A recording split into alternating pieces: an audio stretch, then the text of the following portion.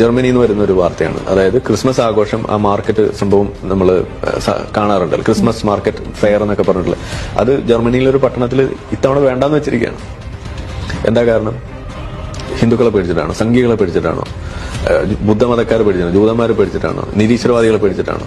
ആരെ പേടിച്ചിട്ടാണ്? മുസ്ലിങ്ങളെ പേടിച്ചിട്ട്. എന്തായാലും ചെയ്തത്? അയാൾ വണ്ടി ഇടിച്ച് കയറ്റി കഴിഞ്ഞ വർഷം 5 പേരെ അവിടെ കൊന്നു. അപ്പോൾ നമുക്ക് BBC നോക്കാം. What we know about Magdeburg market attack suspect Abdul Muhsin എന്ന് പറഞ്ഞുകൊണ്ട് ഈ താലിബ് അബ്ദുൽ മുഹ്സിൻ എന്ന് പറയുന്ന വ്യക്തിയാണ് ഈ പറഞ്ഞ പ്രവൃത്തി ചെയ്തിട്ടുള്ള വ്യക്തി. He is not an extreme Islamist. In fact, if you believe his social media posts, social media പരിശോധിച്ച് നോക്കിയാൽ and broadcast interviews, അദ്ദേഹത്തിന്റെ ഇന്റർവ്യൂകൾ നോക്കിയാൽ, he appears to have abandoned the faith, to have turned into an outspoken critic of Islam. Critic of Islam. Abandoned faith എന്ന് പറഞ്ഞാൽ X മുസ്ലിം ആണ്, എന്ന് വെച്ചാൽ വിശ്വാസം ഉപേക്ഷിച്ച ആളാണ്. ക്രിറ്റിക് ഓഫ് ഇസ്ലാം, ഇസ്ലാം വിമർശകനാണ് ഇദ്ദേഹം. ഇസ്ലാം വിമർശകനാണ് ഈ ഭീകരാക്രമണം നടത്തിയിട്ടുള്ളത്. German interior ministry Nancy Fisher said it was clear to see the suspect held Islamophobic views. Islamophobic views ഉണ്ട് എന്ന് ജർമ്മൻ ഇന്റീരിയർ മിനിസ്ട്രി പറഞ്ഞിട്ടുള്ള ആളെ കുറിച്ചാണ് ഇയാൾ പറയുന്നത് ഇസ്ലാമിസ്റ്റ് അല്ലെങ്കിൽ മുസ്ലിം തീവ്രവാദി എന്നുള്ളത്. അപ്പൊ പക്കോ ഇസ്ലാം വിരുദ്ധൻ. ഒരു ആരിഫ് ഹുസൈന്റെ ഒരു ജർമ്മൻ വേർഷൻ, അല്ലെങ്കിൽ കുറച്ചും കൂടി ഒരു എന്താ പറയാ ആത്മാർത്ഥയുള്ള ഒരു മുസ്ലിം വിരുദ്ധൻ എന്നൊക്കെ വേണമെങ്കിൽ പറയാവുന്ന അത്രയും തീവ്രമായിട്ടുള്ള എക്സ് മുസ്ലിമാണ് ഇയാൾ.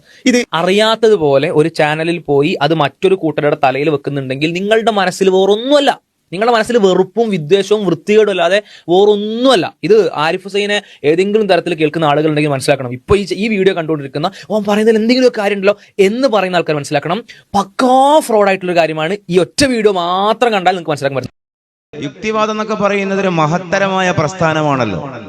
യുക്തിവാദം ഒരു ചെറിയ പ്രസ്ഥാനമല്ല. യുക്തിവാദം വാസ്തവത്തിൽ പഴച്ചു പോയവരാണെങ്കിൽ കൂടിയും വിവരവും വിദ്യാഭ്യാസവും ബുദ്ധിയും ഒക്കെ ഉള്ളവർക്ക് മാത്രം വഴങ്ങുന്ന ഒരു കലയാണ് യുക്തിവാദം. ഇന്ന് ആ സാധനങ്ങളും ആ നിലവാരത്തിലുള്ള ആളുകളൊന്നും ഇല്ല. ഇപ്പൊ ഇവിടെ ലിബറലുകൾ അല്ലെങ്കിൽ നമ്മൾ ഈ പറയുന്ന യുക്തിവാദം എന്നൊന്നും പറയുന്ന ഒരു വിഷയം വാസ്തവത്തിൽ കേരളത്തിൽ ഇല്ല എന്നുള്ളതാണ് വാസ്തവം. കേരളത്തിൽ നിലവിൽ യുക്തിവാദമൊന്നുമില്ല. യുക്തിവാദം എന്ന് പറയുന്ന ചരിത്രത്തിലുള്ള റാഷണലിസം അല്ലെങ്കിൽ പഴയകാലത്തുണ്ടായിരുന്ന ദഹരീയത്തിൻ്റെ ഒക്കെ ഭാഗമായി വരുന്ന സോഫസ്ഥായിയത്തിൻ്റെ ലാദിരിയത്തോ ഇന്ത്യത്തോ ഇനാദിയത്തോ അതൊന്നും കേരളത്തിലില്ല. ലോകത്തും ഒരുപക്ഷെ ഇന്ന് ആ പറയുന്ന പഴയ തരത്തിലുള്ള റാഷണലിസം ഒന്നും നിലനിൽക്കുന്നില്ല. ആലോചിച്ചോക്കൂ, മഹാനായ ഹുജ്ജത്തുൽ ഇസ്ലാം അബൂ ഹാമിദ് അൽ ഗസാലി റഹിമഹുല്ലാ, സഅദുദ്ദീൻ തഫ്താസാനി റഹിമഹുല്ലാ, ഷരീഫുൽ ജുർജാനി റഹിമഹുല്ലാ, ഇമാം അബൂ ഹനീഫ റഹിമഹുല്ലാ, അവരുടെയൊക്കെ കാലഘട്ടത്തിൽ അവർ അഭിമുഖീകരിച്ച ആളുകളായിരുന്നു വാസ്തവത്തിൽ യുക്തിവാദികൾ, ഐഡിയലിസ്റ്റുകൾ, ആശയവാദികൾ. അവരൊക്കെ വലിയ വലിയ കനപ്പെട്ട ഗ്രന്ഥങ്ങൾ എഴുതിയ വലിയ പണ്ഡിതന്മാരായിരുന്നു. പ്ലാറ്റോ വലിയ പണ്ഡിതനാണ്, ഗാലൻ, പ്യൂക്യുറസ്, അരിസ്റ്റോട്ടിൽ, ഇവരൊക്കെ വലിയ പണ്ഡിതന്മാരാണ്. കനപ്പെട്ട ഗ്രന്ഥങ്ങൾ എഴുതിയ അറിവിന്റെ വിഷയത്തിൽ നാം ബഹുമാനിക്കേണ്ട മഹാപണ്ഡിതന്മാരാണ് അവരെല്ലാം. പക്ഷെ അവർക്കൊന്നും തൗഹീദ് കിട്ടിയില്ല, ഹിദായത്ത് കിട്ടിയില്ല. അവരുടെ ബുദ്ധി ആത്യന്തികമായി സത്യം കണ്ടെത്തുന്നതിൽ പഴച്ചു പോവുകയായിരുന്നു. പക്ഷേ വൈജ്ഞാനികമായ സംഭാവന എന്നുള്ള നിലയിൽ, ബുദ്ധിയുള്ള മനുഷ്യന്മാർ എന്നുള്ള നിലയിൽ പോളോ കൊയ്ലോ, അദ്ദേഹം ഒരു മുസ്ലിം അല്ല, നമ്മൾ അംഗീകരിക്കുന്നു, ആദരിക്കുന്നു. എന്തുകൊണ്ട്? അദ്ദേഹം വലിയ ഭാവനാവിഷ്കാരമുള്ള സാഹിത്യകാരനാണ്. ഈയിടെ മരണപ്പെട്ടു പോയ MT വാസുദേവൻ നായർ, അദ്ദേഹം ഒരു മുസൽമാനല്ല, നമ്മൾ ആദരിക്കുന്നു. എന്തുകൊണ്ട്? അദ്ദേഹം ഭാവന സമ്പന്നനായ ഒരു എഴുത്തുകാരനാണ്. കാളിദാസൻ മുസ്ലിം അല്ല, പക്ഷെ നമ്മൾ അദ്ദേഹത്തിന്റെ കാഴ്ചപ്പാടുകൾ, അദ്ദേഹത്തിന്റെ ദാർശനികതയെ, ശ്രീനാരായണ ഗുരു അദ്ദേഹത്തിന്റെ ദാർശനികതയെ, അനി ബസന്റിനെ, അങ്ങനെ ധാരാളം ചരിത്രത്തിൽ ജീവിച്ചു പോയ, ഒരുപക്ഷെ അവരെല്ലാം പല അർത്ഥങ്ങളിൽ ഇസ്ലാമിനെ വിമർശിച്ചവർ കൂടിയാണ്. അങ്ങനെയുള്ള നിലവാരത്തിലേക്കുള്ള ആളുകൾ കേരളത്തിലുള്ള ലോകത്തും ഇന്നില്ല. ഞാനിത് പറയുന്നതിൻ്റെ ഒരു താല്പര്യം, ഇസ്ലാമിനെ എതിർക്കുന്നവരെ അന്ധമായി എതിർക്കുക എന്നുള്ളൊരു സ്റ്റാൻഡ് ഉലമായിന്റെ സ്റ്റാൻഡായിരുന്നില്ല. ഇസ്ലാമിനെ എതിർക്കുന്നവരെ എല്ലാം കാടടച്ചെതിർക്കുക എന്നുള്ളതല്ല, അതിനെ സംവാദാത്മകമായി സമീപിക്കുക എന്നുള്ളതാണ്. മോശം പദങ്ങളിലൂടെ അവരെ അഭിസംബോധന ചെയ്യുക എന്നുള്ളതല്ല. എല്ലാവർക്കും ഇസ്ലാം നൽകാൻ അള്ളാഹ് തന്നെ കരുതിയില്ലല്ലോ. പിന്നെ നമ്മൾ എന്തിനാണ് ഇത്ര വിഷണ്ണിക്കുന്നത്? വലൗ ശിഅനാ ലആതൈനാ കുല്ല നഫ്സിൻ ഹുദാഹാ വലാകിൻ ഹക്കൽ ഖൗലു മിന്നീ ലഅംലഅന്ന ജഹന്നം മിനൽ ജിന്നത്തി വന്നാസി അജ്മഈൻ. നബി സല്ലല്ലാഹു അലൈഹി വസല്ലമയോട് അല്ലാഹു പറയുകയാണ്, വലൗ ശിഅനാ ലആതൈനാ കുല്ല നഫ്സിൻ ഹുദാഹാ, നമ്മൾ കരുതിയിരുന്നെങ്കിൽ എല്ലാവർക്കും നാം സന്മാർഗം നൽകുമായിരുന്നു. ഇംതിനായിന്റെ ലവാണ്, പക്ഷെ കരുതിയിട്ടില്ല. ലാക്കിൻ ഹക്കൽ ഖൗലു മിന്നി, എൻ്റെ വക്കൽ നിന്നൊരു മാറാത്ത തീരുമാനം, വെട്ടൊന്ന് കഷ്ണം രണ്ട്, ഞങ്ങളുടെ നാട്ടിലെ ഭാഷയിൽ ഇനി മാറില്ലത്, ഖണ്ഡിതമായൊരു തീരുമാനം ഉണ്ടായിരിക്കുന്നു. എന്താണ് തീരുമാനം? ലഅംലഅന്ന ജഹന്നമ മിനൽ ജിന്നത്തി വന്നാസി അജ്മഈൻ. പിന്നെ അത് അള്ളാഹുവിന്റെ കാര്യമാണ്, നമ്മളതിൽ ഇടപെടുന്നില്ല. ആരൊക്കെയാണ് നരകത്തിൽ, ആരൊക്കെയാണ് സ്വർഗത്തിൽ, ഇതൊക്കെയാണ് നമ്മുടെ നാട്ടിൽ നടക്കുന്ന വലിയ തർക്കം. അതൊക്കെ അള്ളാഹുവിന്റെ ഡിപ്പാർട്ട്മെന്റ് ആണ്. മുഅ്മിനീങ്ങളായി മരിച്ച ആളുകൾ സ്വർഗത്തിൽ, അമുഅ്മിനീങ്ങളായി മരണപ്പെട്ട ആളുകൾക്ക് സ്വർഗ്ഗമില്ല. ആരൊക്കെയാണ് മുഅ്മിനീങ്ങൾ അറിയില്ല.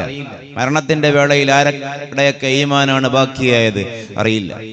ഇനി നാം അവിശ്വാസികൾ എന്ന് പറയുന്ന ആളുകൾക്ക് ആർക്കൊക്കെയാവാം മരണത്തിന്റെ സമയത്ത് ഈമാൻ കിട്ടിയത് അറിയില്ല. അതൊക്കെ അള്ളാഹുവിന്റെ കയ്യിലുള്ള കാര്യങ്ങളാണ്. പക്ഷേ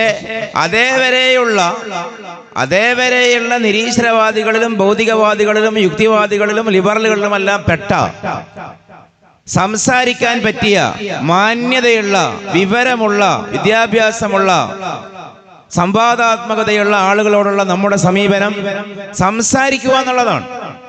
അവര് പറയുന്നത് കേൾക്കുകയും നമ്മൾ പറയുന്നത് കേൾപ്പിക്കുകയും ചെയ്യുക എന്നുള്ളതാണ്. പക്ഷെ അങ്ങനെ അതിന് മാത്രം ക്രെഡിബിലിറ്റിയുള്ള, അതിന് മാത്രം സ്റ്റഫ്നെസ് ഉള്ള നിരീശ്വരവാദികളോ യുക്തിവാദികളോ നിലവിൽ ഇവിടെ ഇല്ല. ഇവിടെ വാസ്തവത്തിലുള്ളത് സ്വതന്ത്ര ചിന്തയുടെ ഭാഗമായി വരുന്ന ചാവോയിസ്റ്റുകളാണ്, അരാജകത്വവാദികൾ. പ്രത്യേകിച്ചൊരു ഫ്രെയിമില്ല. അതാണ് ഒന്നാമത്തെ നാം അഭിമുഖീകരിക്കേണ്ടി വരുന്ന ഒരു പ്രശ്നം. ഇപ്പൊ പഴയ കാലത്ത് ഒന്നുകിൽ ആശയവാദികളും അല്ലെങ്കിൽ അനുഭവവാദികളുമായിരുന്നു പഴയ കാലത്തൊക്കെ ഉണ്ടായിരുന്നത്. അവർക്ക് അവരുടേതായ ഒരു മൻഹജുണ്ട്, അവരുടേതായ ഇസ്തിലാഹത്തുകളുണ്ട്. അനുഭവങ്ങളിലൂടെ, അനുഭവപരമായ, എംപരിക്കലായിട്ടുള്ള, ഹിസ്സിയായ ദലീലുകളിലൂടെ സ്ഥിരപ്പെടുന്ന കാര്യങ്ങളെ മാത്രമേ അംഗീകരിക്കൂ എന്ന് പറയുന്ന ഒരു കൂട്ടർ. അവരോട് നമുക്ക് എളുപ്പമാണ് സംസാരിക്കാൻ. ഹിസ്സിയല്ലാത്ത, അനുഭവേദ്യമല്ലാത്ത ധാരാളം കാര്യങ്ങളുണ്ടല്ലോ. ഇപ്പൊ ഹയവാന് അല്ല, ഇൻസാൻ മുതൽ തന്നെ തുടങ്ങിയാൽ ഇൻസാന്, ഹയവാന്, ജിസ്മനാമി, ജിസ്മ മുത്തലക്ക് വരെ മാത്രമല്ല, ഒരുപക്ഷെ ഹിസ്സിയായിട്ട് ഉണ്ടാവുകയുള്ളൂ. ജൗഹറിലേക്ക് പോകും തോറും ജിസ്മ മുത്തലക്കും ഉണ്ട്, ജിസ്മ മുത്തലക്ക് അല്ലാത്തതുമുണ്ട് ജൗഹറിൽ. അപ്പൊ പിന്നെ എല്ലാം അനുഭവേദ്യമാവണമെന്നില്ല. ഉക്കൂലും നുഫൂസും ഹിസ് കൊണ്ട് കണ്ടെത്താൻ ഒരു പക്ഷേ കഴിയണമെന്നില്ല. അപ്പോ അനുഭവേദ്യമായ, എംപിരിക്കലായ എവിഡൻസുകൾ കൊണ്ട് സ്ഥിരപ്പെട്ട കാര്യം മാത്രമേ അംഗീകരിക്കാൻ പറ്റൂ എന്ന് പറയുന്ന ഒരു വിഭാഗമാണ് നമ്മുടെ മുമ്പിൽ ഉള്ളത് എങ്കിൽ അവരോട് സംസാരിക്കാൻ എളുപ്പമാണ്. അവരോട് സംസാരിക്കാൻ വേണ്ടിയാണ് നമ്മുടെ ഫൽസഫയിലെ മുതകല്ലിമീങ്ങളായ മഹാപണ്ഡിതന്മാർ ലോകത്തുള്ള ഹക്കായിക്കിനെ ആ ശ്രേണിയിൽ ക്രമപ്പെടുത്തിയത്. എന്നിട്ട് അവരോട് പറഞ്ഞു, ജിസ്മ മുത്തലക്കിന്റെ മുകളിലുള്ള ഹക്കീക്കത്തുകളെ, ഹക്കായിക്കുകളെ അംഗീകരിക്കേണ്ടതുണ്ട്. ഇന്ന് ലോകത്ത് ജീവിച്ചിരിക്കുന്ന നിരീശ്വരവാദികളിൽ ആഘോഷിക്കപ്പെടുന്ന ഒരു വിവരദോഷിയാണ് റിച്ചാർഡ് ഡോക്കിൻസ്. അദ്ദേഹം ദൈവമില്ല എന്നതിന്റെ വലിയ തെളിവായി കൊണ്ടുവരുന്ന ഒരു, മറ്റൊരാളെ ഉദ്ധരിച്ചുകൊണ്ട് അദ്ദേഹം പറയുന്ന ഒരു തത്വമുണ്ടല്ലോ, നമ്മളൊക്കെ പലവരും കേട്ടതാണത്. ഈ ഒരു ഇത് പറഞ്ഞപ്പോൾ ഞാൻ ഓർക്കുകയായിരുന്നു. Absence of evidence is evidence of absence എന്നുള്ളതാണ് അദ്ദേഹത്തിന്റെ ഒരു കായിക നിയമം. അബ്സെൻസ് ഓഫ് എവിഡൻസ്, ദൈവമുണ്ട് എന്നുള്ളതിന് അനുഭവപരമായ തെളിവില്ലായ്മയാണ് എവിഡൻസ് ഓഫ് അബ്സെൻസ്, ദൈവമില്ല എന്നുള്ളതിന്റെ തെളിവ്. ദൈവമുണ്ട് എന്നുള്ളതിന് തെളിവില്ലല്ലോ, അതാണ് ദൈവമില്ല എന്നുള്ളതിന്റെ തെളിവ്. അപ്പൊ നമ്മുടെ ഈ മന്തിക്കിൽ തന്നെയാണ് അതിൻ്റെയൊക്കെ ഒരു വഴിയുള്ളത്. അപ്പോ അങ്ങനെ വിശ്വസിക്കുന്ന എയ്ത്തിസ്റ്റുകൾ സ്വാഭാവികമായി നമുക്ക് അവരോട് ചോദിക്കാനുണ്ടാകും, നിങ്ങൾ എന്താണ് തെളിവ് എന്നതുകൊണ്ട് എന്താണ് ഉദ്ദേശിക്കുന്നത്? അപ്പൊ അവർ അനുഭവവാദികളാണ്. അനുഭവവാദത്തിന്റെ എംപിരിസിസത്തിന്റെ ഇന്നത്തെ ഒരു ടേം, നമ്മൾ ഈ ടേമുകൾ ഈ വിഷയം ശ്രദ്ധിക്കുന്നവർ പഠിച്ചിരിക്കുക എന്നുള്ളത് നിർബന്ധമാണ്. ഒരു കാടടച്ച് നിരീശ്വരവാദികൾ, യുക്തിവാദികൾ എന്ന് പറയുന്നത് സമൂഹമധ്യേ അത്ര കൃത്യമാവണമെന്നില്ല. കാര്യങ്ങളൊക്കെ നടക്കും, പക്ഷെ അത്ര അക്കാദമിക്കലി അത്ര കൃത്യമാവണമെന്നില്ല. അവരിന്ന് അറിയപ്പെടുന്നത് സയന്റിസമാണ്, ശാസ്ത്രമാത്രവാദം. ശാസ്ത്രം ആത്യന്തികമായി തെളിയിക്കുന്നതിനെ മാത്രം അംഗീകരിക്കുക, അത് അനുഭവപരമായിരിക്കണം താനും. ആശയങ്ങളെ ശാസ്ത്രം വ്യവഹരിക്കില്ലല്ലോ. അപ്പൊ ഈ ദൈവമുണ്ട് എന്നുള്ളതിന് തെളിവില്ല എന്നുള്ളതാണ് ദൈവമില്ല എന്നുള്ളതിന്റെ തെളിവ് എന്ന് ലോകത്തിന്നത്തെ ഏറ്റവും ഹോട്ട് സെലിബ്രിറ്റിയായ ഒരു എയ്ത്തിസ്റ്റിന്റെ ആർച്ച് ബിഷപ്പ് അങ്ങനെ പറയുമ്പോൾ അദ്ദേഹം മതപക്ഷത്ത് നിന്നും നേരിടേണ്ടി വരുന്ന ഒരു ചോദ്യമാണ്, വാട്ട് ഈസ് എവിഡൻസ്? എന്താണ് നിങ്ങൾ ഈ പറയുന്ന തെളിവ്? അപ്പൊ അവർക്ക് തെളിവ് കേവലം ഈ പറയുന്ന സെൻഷ്വൽ പെർസ്പെക്ഷൻ എന്ന് പറയും. പഞ്ചേന്ദ്രിയങ്ങൾ, രസന, ശ്രവണ, ഘ്രാണ, സ്പർശന ഇന്ദ്രിയങ്ങൾക്ക് വഴങ്ങുന്നത്. അപ്പോ അങ്ങനെ ഈ പറയുന്ന പഞ്ചേന്ദ്രിയങ്ങൾക്ക് വഴങ്ങുന്നത് മാത്രമേ അംഗീകരിക്കുകയുള്ളൂ. അവിടെയാണ് ഈ മന്ദിക്കിന്റെ ശ്രേണിയുടെ പ്രസക്തി തന്നെ. നമ്മൾ ഈ പറയുന്ന തസ്രീഹി മന്ദിക്കായാലും ഇനി ഇവിടെ നിങ്ങൾ ഓതുന്ന കിതാബ് ഏതാണെന്ന് എനിക്കറിയില്ല, മിർക്കാത്താണെങ്കിലും സർവത്ത് ദ്വീപാണെങ്കിലും കുത്തുബിയാണെങ്കിലും ഇത് കാലഹരണപ്പെട്ടു പോയി എന്ന് പറയും. ശരിക്ക് മന്ദിക്കിന്റെ അപ്പുറത്തേക്കൊന്നും ലോകം വളർന്നിട്ടില്ല, അപ്പുറത്തേക്കൊന്നും ലോകം പോയിട്ടില്ല. അപ്പൊ ഇവിടെ ഭൗതികമായ ശാസ്ത്രം എന്ന് പറയുന്നത് ജിസ്മു മുതലക്കിൽ തീരുന്നു. എന്തുകൊണ്ട്? സയൻസിന്റെ ഡെഫിനേഷൻ തന്നെ അതാണ്. Systematic study about the nature of the material world, that is science. What is science എന്നതിന്റെ ഉത്തരം എന്താണ്? എന്താണ് ശാസ്ത്രം? ഒരുപാട് വിശദീകരണങ്ങളുണ്ട്. സ്ട്രഗിൾ ഫോർ ബെറ്റർ ലൈഫ് ഒരു വിശദീകരണമാണ്. മെച്ചപ്പെട്ട ജീവിതത്തിന് വേണ്ടിയിട്ടുള്ള അത്യധ്വാനം. In epistemological sense what is science? അപ്പൊ അവര് പറയും, the science is the study, the science is the systematic study about the nature of the material world. ഭൗതിക ലോകത്തെ സംബന്ധിച്ചിട്ടുള്ള വ്യവസ്ഥാപിതമായ പഠനമാണ് ശാസ്ത്രം. എന്താണ് ഈ ഭൗതികമായ ലോകം? ഭൗതികത എന്ന് പറഞ്ഞാൽ ദ്രവ്യത്തിനാണ് ഭൗതിക വസ്തു എന്ന് പറയുക. എന്താണ് ഈ ദ്രവ്യം? എന്താണ് വസ്തു? നീളം, വീതി, ആഴം എന്ന് പറഞ്ഞാൽ 3 ഡയമെൻഷൻസ്. ഇത് മൂന്നും ഉള്ളതാണ് ദ്രവ്യം. നീളം, വീതി, ആഴം ഇത് മൂന്നും ഉള്ളതിന് അറബിയിൽ നമ്മൾ എന്ത് പറഞ്ഞു? അൽ ഖാബിലു ലിൽ അബ്ആദി സലാസ. അതാണ് ദാലിക്കൽ ജിസ്മ. അപ്പൊ ജിസ്മ മുതലക്കിനെ സംബന്ധിച്ച് അല്ലെങ്കിൽ അൽ ആലമുൽ ജിസ്മാനിയെ സംബന്ധിച്ചുള്ള അതിന്റെ വെളിയിൽ പോകുന്ന ഒന്നിനെ കുറിച്ചും സയൻസ് പറയില്ല. സയൻസ് പറയില്ല എന്നുള്ളത് സയൻസിന്റെ ഒരു പോരായികയല്ല, സയൻസ് അത് പറയാനുള്ളതല്ല. ഇപ്പൊ നമ്മൾ സയൻസിനെ കുറ്റപ്പെടുത്തുന്ന ഒരു പ്രവണതയുണ്ട്, അതൊട്ടും ശരിയല്ല. സയൻസ് എന്ന് വികസിച്ച് ഇത്ര എത്തിയത് പാടനേകം പണ്ഡിതന്മാരുടെയും ഉലമായിന്റെയും മുസ്ലിം ഗവേഷകരുടെയും മുസ്ലിം ഭരണാധികാരികളുടെയും മുസ്ലിം പഠിതാക്കളുടെയും ഗവേഷകന്മാരുടെ ഒക്കെ സഹായത്തോടെയാണ്. സയൻസ് എല്ലാ ആളുകളുടേതുമാണ്, മനുഷ്യരുടേതാണ് സയൻസ്. നമ്മളതിനെ എതിർക്കുന്നില്ല. സയൻസിന് ഒരു പോരായികയുമില്ല, ഒരു പോരായികയും സയൻസിനില്ല. ആസ് എ സയൻസ് മിൻ ഹൈഥു ഇന്നഹു സയൻസുൻ, സയൻസിന് ഒരു പോരായ്മയില്ല. കാരണം പറക്കുന്നില്ല എന്നുള്ളത് തീവണ്ടിയുടെ ഒരു പോരായ്മയാണോ? അല്ലല്ലോ. കാരണം ലൈസ മിൻ ശഅനിഹി അൽ പറക്കൽ.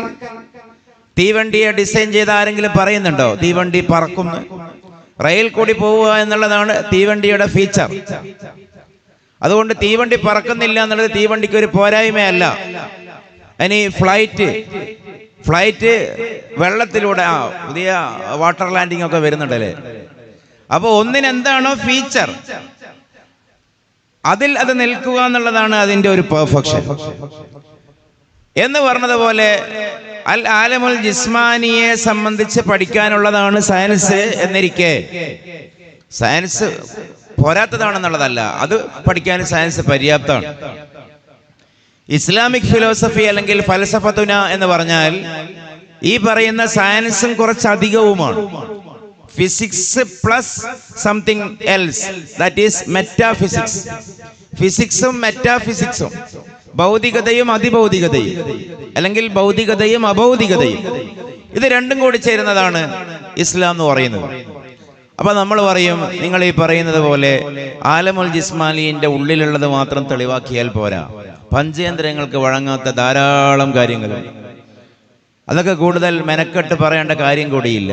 അതുകൊണ്ടാണ് നമ്മൾ അതിന്റെ മുകളിൽ ജിസ്മ മുത്തലക്കും ജിസ്മ മുത്തലക്ക് അല്ലാത്തതും കൂടി ഉൾക്കൊള്ളുന്ന ജിസ്മനാലി മുകളിലോട്ട് പോകും തോറും അത് ആഴമാവുകയല്ലേ ചെയ്യുക, ജൗഹർ എന്ന് പറയുന്ന മറ്റൊന്നിനെ വെച്ചത്.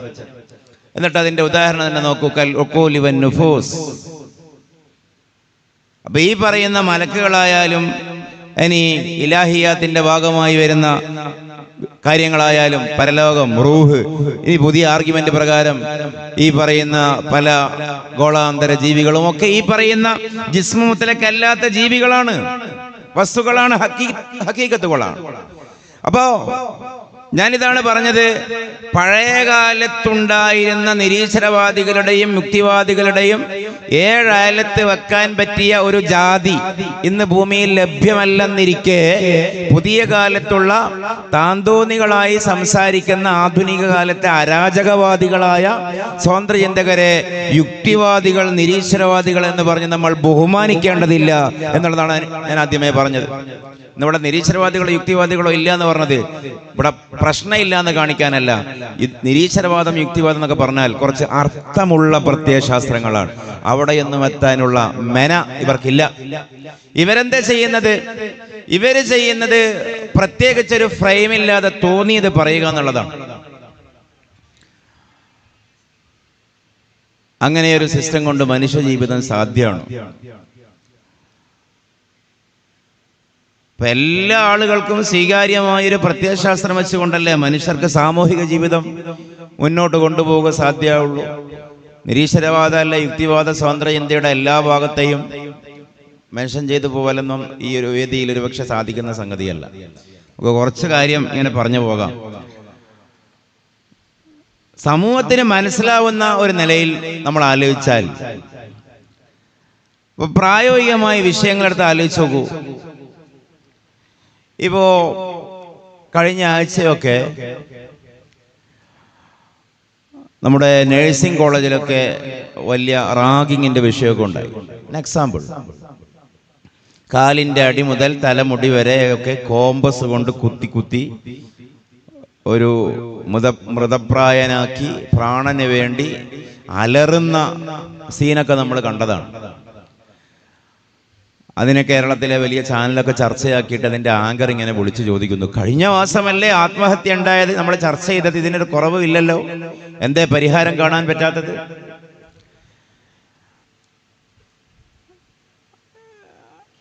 അത് തെറ്റാണ്, ആ കൃത്യം തെറ്റാണ് എന്ന് നിരീശ്വരത്വത്തിന്റെ സ്വതന്ത്ര ചിന്തയുടെ ഏത് മാനദണ്ഡം കൊണ്ടാണ് തെളിയിക്കാൻ പറ്റുക? അവിടെയാണ് ഇതിൻ്റെ ഒരു വിഷയമുള്ളത്. മൊറാലിറ്റിയുടെ പാരാമീറ്റർ എന്ന് പറയും, ധാർമ്മികതയുടെ മാനദണ്ഡം എന്ത്? ഇസ്ലാമും സ്വതന്ത്ര ചിന്തയും തമ്മിൽ വേർതിരിയുന്ന പ്രധാനപ്പെട്ട ഒരു വിഷയം. ഈ ദൈവാസ്തിക്കൊന്നും പൊതുസമൂഹം ഇപ്പൊ ചർച്ച ചെയ്യലില്ല. കാരണം ഈ നിരീശ്വരവാദികളും സ്വതന്ത്ര ചിന്തകരുമായ ആളുകൾക്ക് അതിന്റെ സാങ്കേതിക പദങ്ങൾ അറിയത്തില്ല. അതാണ് പ്രശ്നം. സാമൂഹികമായ വിഷയങ്ങളിലേക്ക് വന്നാൽ, ഇപ്പോ ഭർത്താവ് ഉള്ള സ്ത്രീ, കൈക്കുഞ്ഞുണ്ട്, മുലക്കുഞ്ഞുണ്ട്, മുല കുടിക്കുന്ന കുട്ടിയുണ്ട്, കമിതാവിനൊപ്പം ഒളിച്ചോടാൻ വേണ്ടി 1.5 വയസ്സുള്ള 2 വയസ്സുള്ള കുട്ടിയെ കിണറ്റിലെറിഞ്ഞ് കടലിലെറിഞ്ഞുകൊണ്ട് കമിതാവിന്റെ കൂടെ പോകുന്നു. റിപ്പോർട്ട് ചെയ്യപ്പെടുന്ന സംഭവങ്ങളാണ്. ആ കൃത്യം തെറ്റാണ് എന്ന്, അല്ലെങ്കിൽ ശരിയല്ല എന്ന് എന്ത് മാനദണ്ഡം വെച്ചാണ് സ്വതന്ത്ര ചിന്തക്കാര് പറയാ? ധാരാളം ഇഷ്യൂസ് ഉണ്ടല്ലോ. നേരെ മറിച്ചും സംഭവിക്കുന്നുണ്ട്. ഭാര്യയും മക്കളുള്ള ഭർത്താവ് അവരെ ഉപേക്ഷിച്ചുകൊണ്ട് ഒരു കാമുകിയുടെ കൂടെ ഒളിച്ചോടുകയോ അല്ലെങ്കിൽ ഒളിക്കാതെ ഓടുകയോ നടക്കുകയോ എന്തോ ചെയ്യുന്നു, താമസിക്കുന്നു. അതെന്തുകൊണ്ടാണ് തെറ്റാവുന്നത്? അപ്പോ ഒരുപക്ഷെ ഈ വിഷയം ശ്രദ്ധിക്കാത്തവർക്ക് തോന്നും ഇതൊക്കെ എന്ത് ബാലിശമായ ആലോചനകളാണെന്ന്. പക്ഷേ സമൂഹത്തിൽ ഇവരോട് നിങ്ങളത് തെറ്റാണെന്ന് എങ്ങനെ പറയും? കാരണം സ്വതന്ത്ര ചിന്തകർ മുന്നോട്ട് വെക്കുന്നത് തന്നെ ഈ കൊച്ചു ജീവിതം മാക്സിമം ദുഃഖങ്ങളില്ലാതെ പ്രശ്നങ്ങളില്ലാതെ സന്തോഷത്തോടുകൂടെ കൊണ്ടാടുക, ആചരിക്കുക എന്നുള്ള പൊതുവായൊരു തത്വമാണ്. കാർപ്പിയഡിനിസം എന്ന് പറയും, നൈമിഷികാസ്വാദനവാദം.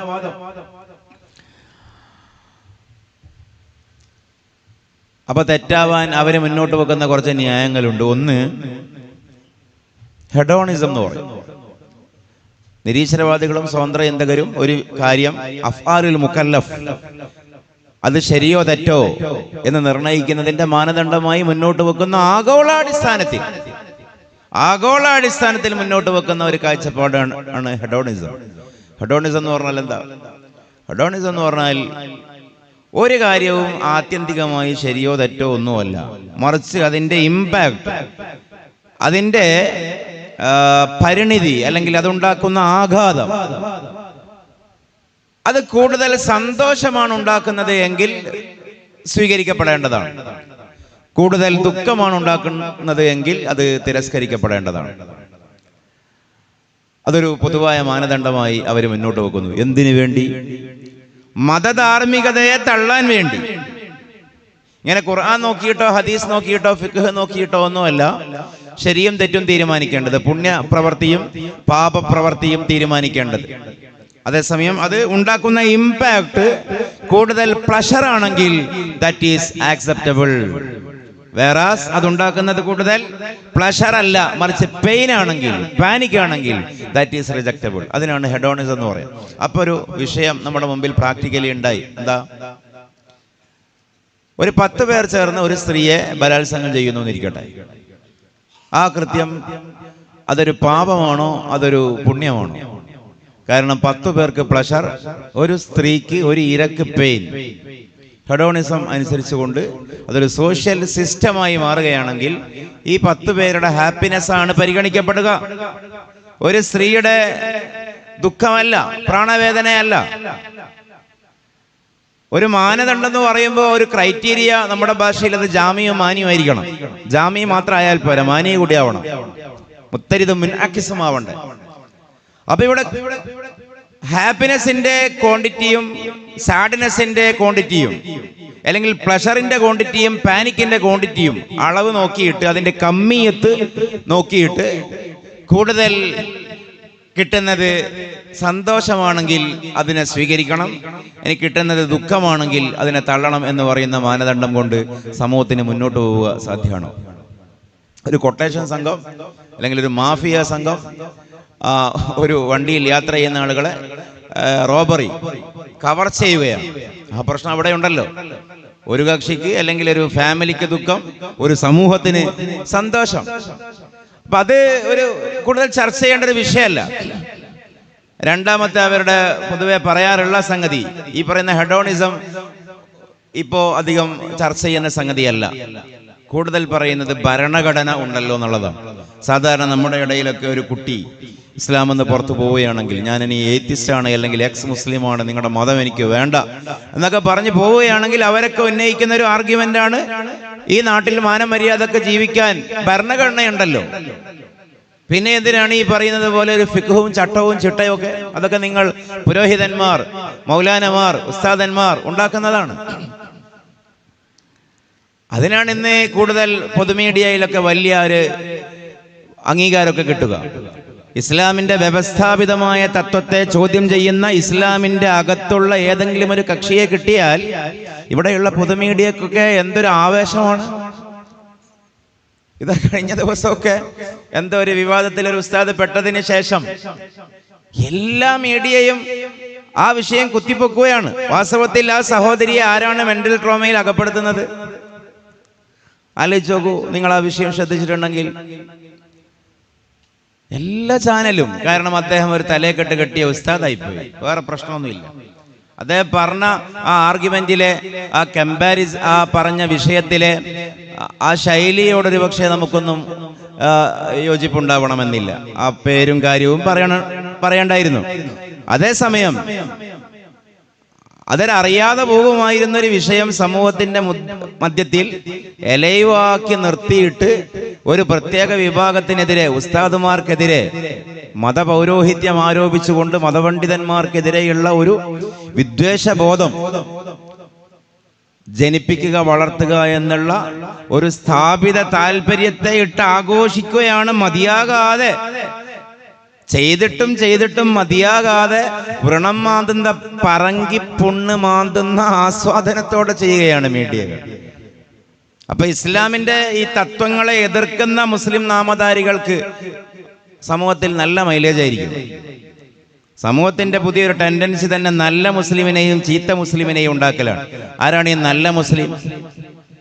സമൂഹത്തിന്റെ കണ്ണിൽ പൊതുബോധം എന്ന് പറയുന്ന ഫാബ്രിക്കേറ്റഡ്, നിർമ്മിത, വ്യാജ ഒരു പരിഗണനയാണ് ഈ പൊതുബോധം. പൊതുബോധം എന്ന് പറഞ്ഞൊരു ബോധമൊന്നുമില്ല. നമ്മുടെയൊക്കെ ബോധവും പൊതുബോധമാണ്. നമ്മൾ കാട്ടിൽ ജീവിക്കുന്നവരല്ല, നാട്ടിൽ തന്നെ ജീവിക്കുന്നവരാണ്. നമ്മുടെ ബോധവും പൊതുബോധമാണ്. നമ്മളും പറയുന്നൊരു തെറ്റായ വാക്കാണ് പൊതുബോധത്തിൽ ഇസ്ലാം ശരിയല്ല. എന്താണ് ഈ പൊതുബോധം? നമ്മുടെയൊക്കെ ബോധം തന്നെയാണ് പൊതുബോധം.